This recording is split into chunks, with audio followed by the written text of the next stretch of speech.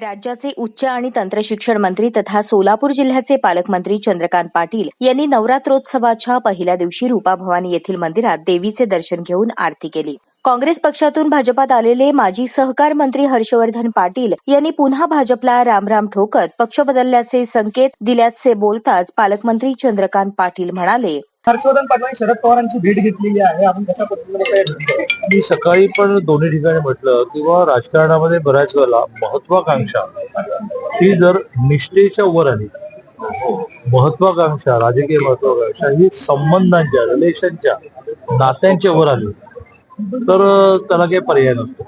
म्हणजे मग ते चुकीचं आहे का, मग त्यात दोष आहे का, असं मी काही म्हणत नाही.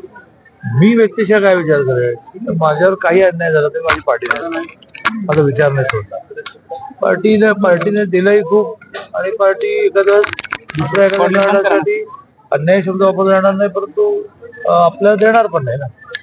पण हे तत्वज्ञान सगळ्यांनी जगावं माझा आग्रह.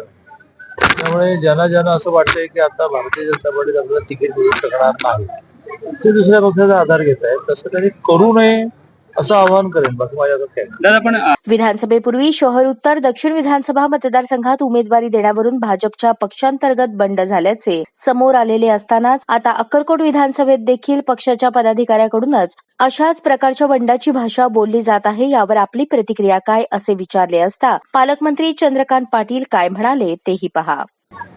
असं आहे की कुठल्याही सामाजिक संस्थांमध्ये जिवंत माणसांच्या सामाजिक संस्थांमध्ये अगदी बँक आहे, पतसंस्था आहे, अगदी देऊळ आहे, तशा प्रकारचं मी अध्यक्ष होणार, मला गेलं नाही, मी बाहेर पडलो, असं असतं. राजकारणात ते थोडं जास्त असतं, कारण राजकारणामध्ये जो जो येतो त्याला लवकरात लवकर सत्ता स्थान मिळवण्याची घाई झालेली असते, त्याला पेशन्स नसतो.